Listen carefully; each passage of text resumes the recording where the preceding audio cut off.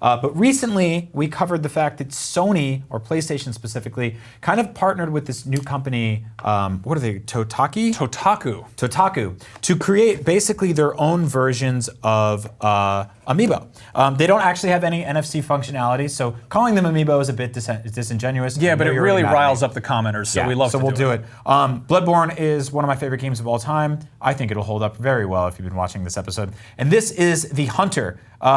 What's especially awesome about this packaging is that he is facing the wrong way. And if you've played Bloodborne, that's what the title screen looks like. So it's really cool, really great packaging here. These run around 12, 13 bucks. Well, you can, they were $10, but now they're sold out everywhere except on eBay, where they're like 5 times that at least. Should I open this? I think you should open it, yeah. So I got this through GameStop, who is the official partner, along with ThinkGeek, for these in America. They also make other ones. There's Kratos, there's Alloy, there is Parappa.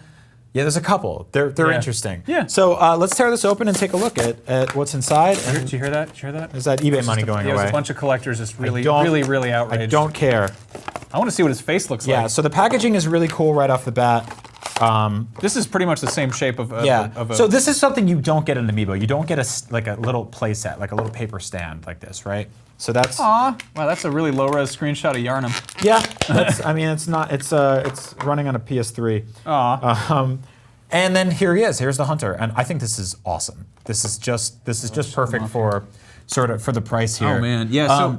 And so they got their own stands, and all their stands sort of correlate with what they're doing in the game. So here he's got the sort of blood-soaked streets of Yarnum, some old cobblestone there. This is such a cool little figurine. I dig him a lot. The paint's pretty minimal, but it's good, and I love the blood splatter around the back of him. He's got his cool saw blade and his weird feathered cap. I feel like the build quality is a little bit flimsier than you'd get with an Amiibo. Yep. And the paint ops aren't quite as crisp, but it's still really fun. Yeah, I like him a lot. Obviously, it's different than Amiibo because they again, no NFC functionality. You can't actually scan this into Bloodborne. It says Totaku on the bottom.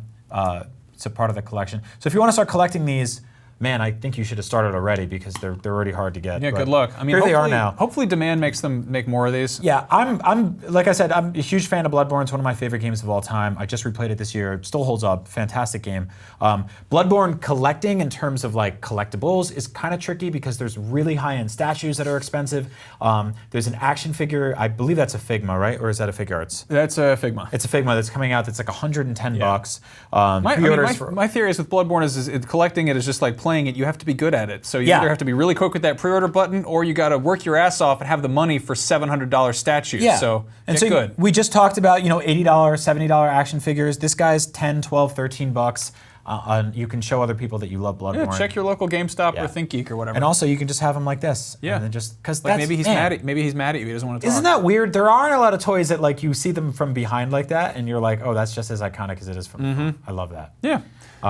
Those are out now, and that's going on my desk because I love that boy. Here, you can put them over here.